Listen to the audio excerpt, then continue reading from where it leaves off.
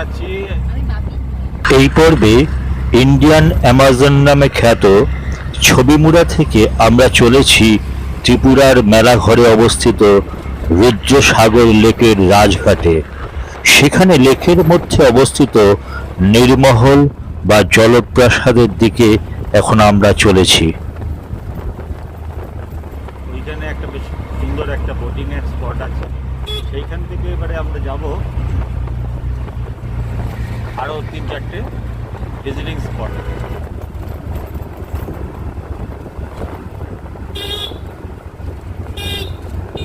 মেলাঘরের কাছে অবস্থিত এটি একটি দক্ষিণী আদলে তৈরি কালী মন্দির, বিড়ম্ব কালী মন্দির।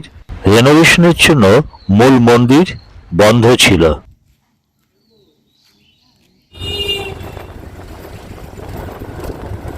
মেলাঘরের রুদ্রসাগর রাজঘাটে পৌঁছে আগে আমরা দুই ভাইয়ের হোটেলে গিয়ে আজকের মধ্যাহ্ন ভোজনটি সেরে নিলাম। প্রচণ্ড ক্ষুধার্ত ছিলাম, তাই ভিডিও আর করা হয়নি। ত্রিপুরার মানুষের হাতে রান্না খুবই ভালো। 7 রকম পদ দিয়ে নিরামিষ থালি মাত্র 100 টাকা। মধ্যাহ্ন ভোজনের পর আমরা এসেছি সিপাহীজলার মেলাঘরে অবস্থিত রুদ্রসাগর ফিশারম্যান সমবায় সমিতি পরিচালিত রাজঘাট টিকিট কাউন্টারে। সকাল 9টা থেকে বিকেল 5টা পর্যন্ত নীরমহলে যাওয়ার এই বোটিং টিকিট কাউন্টার খোলা থাকে। মোটর চালিত বড় বোটের ফেয়ার জনপ্রতি 50 টাকা, আর হস্তচালিত 6 জন বসার মতন ছোট ডিঙি নৌকার ভাড়া জনপ্রতি 100 টাকা।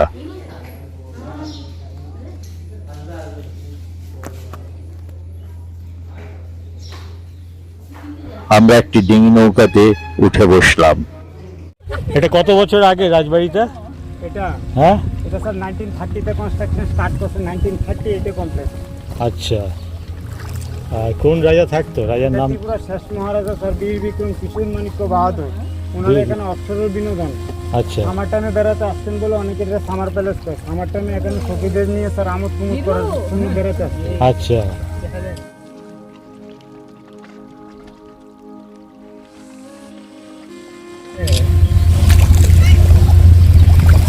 আসলে স্যার ত্রিপুরা শেষ মহারাজা রাজস্থানে উদয়পুরে গেছিলেন ঘুরতেন। হ্যাঁ, সেখানে নাকি এরকম একটা লেক প্যালেস আছে উদয়পুরে, রাজস্থানে। হ্যাঁ, সেটা দেখে এতটা ভালো লাগছিল মহারাজা, হ্যাঁ। তখন ত্রিপুরা শেষ মহারাজা বীর বিক্রম কৃষ্ণ মাণিক্য বাহাদুর ওনারও মনে ইচ্ছে হয়েছে হ্যাঁ। এরকম একটা প্রাসাদ তৈরি করবো। আচ্ছা।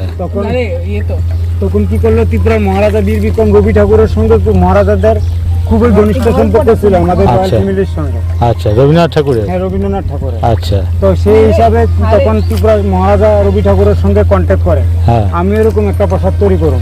আচ্ছা। তখন রবি ঠাকুর কি করলো, ভারতবর্ষেরই তখন একটা কোম্পানি ছিল যেটা মার্টিন এন্ড ভান কোম্পানি, হ্যাঁ। যে কোম্পানি আপনাদের কলকাতার হাওড়া ব্রিজ তৈরি করছে, হ্যাঁ। সেই কোম্পানির সঙ্গে মহারাজা কন্ট্যাক্ট করা দেন। আচ্ছা। সেই কন্ট্যাক্ট অনুসারে স্যার 1930 এখানে কনস্ট্রাকশন স্টার্ট করছে। হুম। 1930 1938 স্যার এই মহলটা কমপ্লিট হয়। আচ্ছা। 8 বছর সময় লাগছে। তখনকার সময় স্যার টোটাল খরচ হয়েছিল স্যার 10 লাখ রুপি। নীর শব্দের অর্থ জল, আর মহল হলো প্রাসাদ, তাই নীরমহল হলো জল প্রাসাদ। অ্যাকচুয়ালি স্যার মহারাজার মেইন প্যালেস আছে আগরতলাতে, যেটা মিউজিয়াম উজ্জয়ন্ত প্রাসাদ, পর্যন্ত বসে। হ্যাঁ। সেখানে মহারাজা রাজত্ব করতেন। এখানে শুধু কেবলমাত্র মহারাজা সামার টাইমে সখীদের নিয়ে বেড়াতে আসতেন। আচ্ছা, সামার হাউস। হ্যাঁ, সামার টাইমে আসতেন বলে অনেক এটাকে স্যার সামার প্যালেসও কয়। Summer palace. রুদ্রসাগর লেকের উপর রাজস্থানের শিল্পশৈলীতে তৈরি দীর্ঘ সাদা বর্ণের একটি প্রাসাদ। অসাধারণ দেখতে রুদ্রসাগরের এই নীরমহলকে।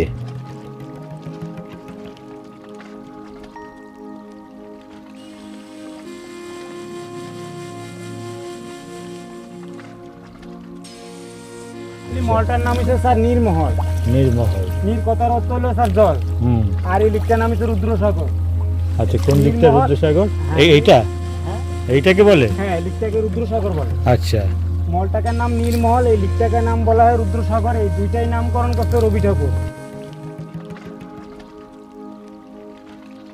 বর্তমানে স্যার এই লিগটি হলো আমাদের ভারতবর্ষের 13 ন্যাশনাল লিগ, আচ্ছা মানে 13তম জাতীয় জলাশয়।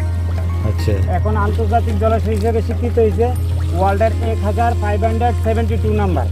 কিন্তু এর রক্ষণাবেক্ষণ হয় না কেন, এত কচুরি এখন এটা সেটা আসলে আমাদের ত্রিপুরা রাজ্য সরকারের কোনো ক্ষমতা নাই হ্যাঁ। এখানে এটাকে পরিষ্কার করে রাখা। এটা কি সেন্ট্রাল? হ্যাঁ, এটা কারণ আমাদের এটা কি থাক্য নাই আর্কিওলজিক্যালের আন্ডারে? আমাদের 85 রুপিস সেন্ট্রাল গভর্নমেন্ট আপনারা যে ট্যাক্স দেন সেটার দ্বারা ত্রিপুরা চলে। ও ত্রিপুরাতে পার্সোনাল কোনো মানে রোজগারের কোনো ব্যবস্থা খুব কম হয়। 85 রুপিস সেন্ট্রাল গভর্নমেন্ট দেয়। সরকার পারে না এমন কোনো কিছু কাজ নাই, সরকার চেষ্টা করলে এটাকে অনেক পরিষ্কার সব কিছু করতে পারে। ওরা তো করেছে G20 সময়, এখন আবার হঠাৎ করে G20 করছে সেই যে G20 তারপরে চালানোর শেষ। জন্য। হ্যাঁ এটাই। তা রাজার বংশধররা কেউ আর নেই নাকি? হ্যাঁ, আসলে ত্রিপুরা শেষ মহারাজা তার বেশি দিন রাজত্ব করতে পারেন না, মাত্র হ্যাঁ। 29 বছর বয়সে ত্রিপুরা শেষ মহারাজা মারা যায়। আচ্ছা সেই হিসাবে ত্রিপুরা শেষ মহারাজার নাতি ছিল, মানে ছেলে ছিল, হ্যাঁ সে ছিল নাবালক। আচ্ছা নাবালক থাকার কারণে সে আর রাজা হইতে পারেনি। ও বর্তমানে ওনার রাজার ছেলে আছে, মানে ত্রিপুরা শেষ মহারাজার নাতি আছে, হ্যাঁ নাতি একজন নাতনি দুইজন। তারা সব ফরেনে থাকে? না, ফরেনার থাকে না। এখন আমাদের দুইটা বিধানসভা লোকসভার কেন্দ্র, এর ও। মধ্যে পূর্ব ত্রিপুরা মানে আদিবাসীদের যেটা সিট, হ্যাঁ। সেখান থেকে ওনাকে প্রীতি সিং দেববর্মা ওনাকে টিকিট দেওয়া হয়েছে এবার বিজেপি থেকে, আচ্ছা নাতনি যে। আচ্ছা এর আগে দাঁড়াইছিল প্রজ্ঞা দেববর্মন, হ্যাঁ কিন্তু উনি পাশ করে নাই। ও এবার কাছে প্রীতি সিং দেববর্মা, হুম ওনার বিয়ে হয়েছে ঝাড়খণ্ড। ঝাড়খণ্ডে? না, ছত্তিশগড় মনে হয়। ছত্তিশগড়ে?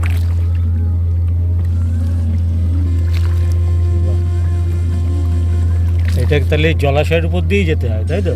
হ্যাঁ, তো মলটা রেড কালারটা দেখতে পাচ্ছেন নি স্যার? এটা ছিল ওয়াটার লেভেল, একটা সময় স্যার এতটাই অব্দি জল থাকতো। ও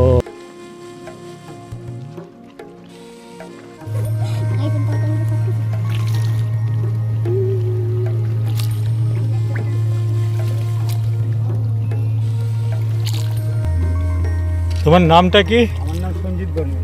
সঞ্জীব বর্মন। অরুত্তম মল্ল। তুমি কি ছোটবেলা থেকেই এই বোট চালাচ্ছ? হ্যাঁ, ছোটবেলা থেকে বেশি ছোটবেলা নাই, আমার বাবা চালাইতো। বাবা যখন মারা যায় তখন থেকে আমি, আচ্ছা তখন মাঝে মধ্যে আসতাম। কামড় দিব। সাপ যেমন তেমন কুমির আছে। এখানে হুম, সে কি গো? এই হাত ধরে হ্যাঁ, প্রত্যেকদিন আমাদের নৌকা থেকে একজন নিয়ে যা। হ্যাঁ এটা বললো না, বাচ্চারা রয়েছে। বাচ্চা খাবে না, বড় মানুষই খাবে। আরে ধরে আপনি তুমি দেখো সবাইকে খাবে না, আপনারা ডিসিশন করে রাখেন যে কোনো একজনকে খাবে। নিরুপম বলে দেখুন এইটা করতে পারলি আমার লোকে। প্রচুর গরম, প্রচুর। আমাদের কলকাতায় এত গরম নেই। না, এরকম গরম ছিল না, কারণ ত্রিপুরার ওয়েদারটা চেঞ্জ হওয়ার কারণ হচ্ছে স্যার ত্রিপুরার ওয়েদারটা রাবার গাছের কারণে। রাবার গাছ কি হয়েছে? রাবার গাছ মানে সমস্ত জলবায়ুটাকে শুষ্ক করে রেখেছে। ও আপনার যেখানে রাবার গাছ লাগানো থাকবো যে পুকুরের সামনে, হ্যাঁ। সেই পুকুরটাকে শুকিয়ে নেয়। তাই? হুম। বাবা রাবারে যে এরা কাজ করে তাদের প্রায়ই ক্যান্সারে পরিণত হয়। ও,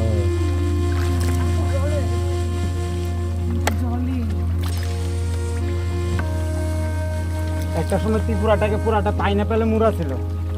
আচ্ছা পাইনাপেল পয়সা না পাওয়ার কারণে সবাই পাইনাপেল হটাই সব এখন রাবার গাছের পেছনে। রাবারে খুব পয়সা আছে, ত্রিপুরার এখন প্রধান শিল্প হয়ে গেছে রাবার। ও,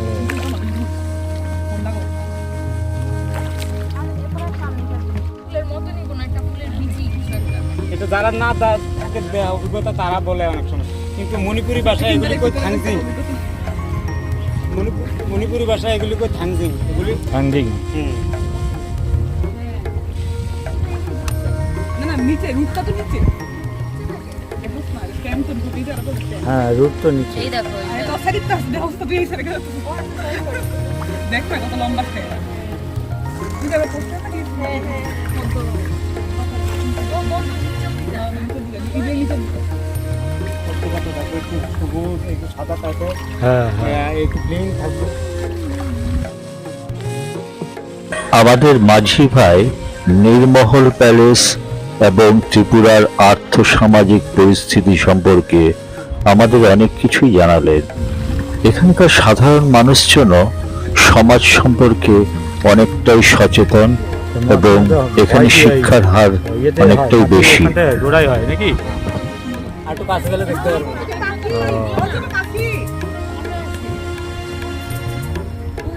প্রচন্ড কাটা, কি হাত দিলেন না, হাত দিলে কিন্তু এক সপ্তাহ অব্দি এখানকার কথা মনে পড়বে। একবার হাত দিলে এক সপ্তাহ অব্দি খালি মনে পড়বে, এই পাতাতে মাথার কথা মনে পড়বে। আন্টি দিয়ে দিয়েছে তো।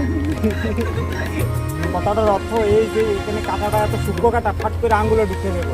তো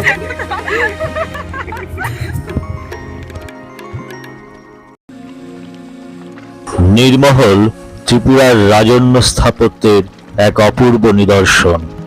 এটি দেশি বিদেশি পর্যটকদের আকর্ষণীয় পর্যটন কেন্দ্র। প্রায় 5.3 বর্গ কিলোমিটার বিস্তৃত এই প্রাকৃতিক জলাশয়ের নাম রুদ্রসাগর, যার বুকে ভেসে আছে এই অপূর্ব কীর্তি। রাজাদের গ্রীষ্মকালীন অবকাশ কাটানোর জন্যই এই জলমহল তৈরি হয়েছিল। 1930 সালে ত্রিপুরার শেষ মহারাজা বীর বিক্রম কিশোর মাণিক্য নীরমহল নির্মাণ করেন। 1938 সালে অপূর্ব শিল্প সুষমমণ্ডিত এই স্থাপত্যের নির্মাণ কাজ সম্পন্ন হয়। প্রাসাদ তৈরি করেছিলেন মার্টিন অ্যান্ড বার্ন নামক এক ব্রিটিশ কোম্পানি এবং এতে তৎকালীন খরচ হয়েছিল আনুমানিক 10 লক্ষ টাকা। ত্রিপুরাতে অত্যন্ত সাংঘাতিক গরম। মে মাসে চারিদিকে দাবদাহ। লেকের উপর দিয়ে ডিঙি নৌকোতে করে আমরা নীরমহলের সৌন্দর্য দেখতে দেখতে আমরা মহলের দিকে কৌতূহল নিয়ে যত এগিয়ে যাচ্ছি, গরম যেন ততই অসহ্য হয়ে উঠছে। চারিদিকে লু বইছে। তাই ত্রিপুরাতে যারা ভ্রমণ করতে আসবেন, ভুলেও এপ্রিল মে মাসে আসবেন না। ত্রিপুরা ভ্রমণের আদর্শ সময় হল নভেম্বর ডিসেম্বর মাস। নীরমহলের ভেতরে 2টি সিঁড়ি আছে যা রুদ্রসাগরের জলে অবতরণ করেছে। মহারাজারা নৌকো করে এই প্রাসাদে আসতেন। রুদ্রসাগর লেকটি ভারত সাগরের পরিবেশ ও বন দপ্তরের অধীনে থাকলেও কচুরিপানা, শ্যাওলা, পদ্মপাতা এবং জলজ বিভিন্ন গাছে ভর্তি হয়ে আছে। মোটরবোট চালানো খুবই সমস্যার হয়ে যায় মাঝে মধ্যে। তাই আমরা হস্তচালিত ডিঙি নৌকা করে আমরা নীরমহলে এসেছি।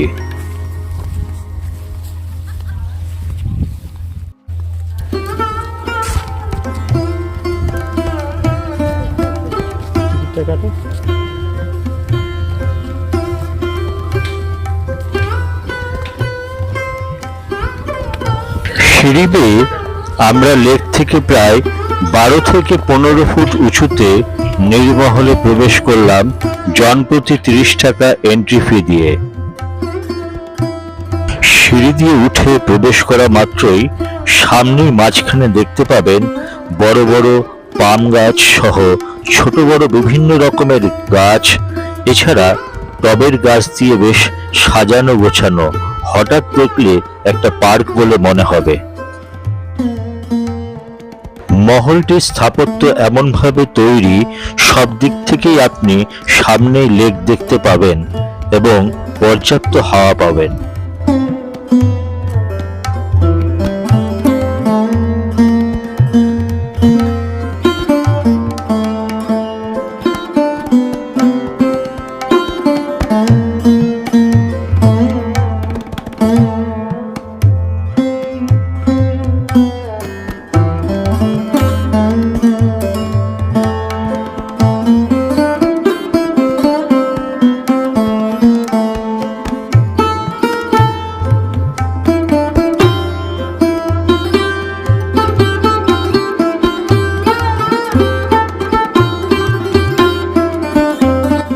সিঁড়ি দিয়ে ভেতরে প্রবেশ করে আমরা প্রথমেই এলাম ভিজিটিং রুমে অর্থাৎ দর্শন কক্ষ।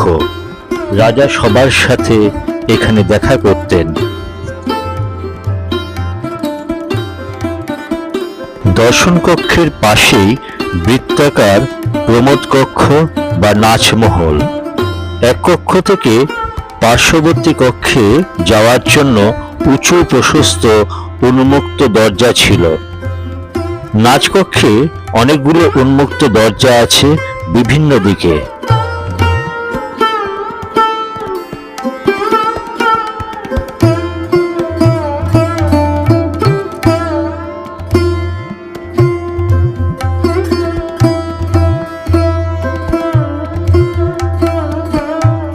এটি হলো কনফারেন্স হল। এখানে রাজা তার মন্ত্রী সভাসদদের নিয়ে আলোচনায় বসতেন।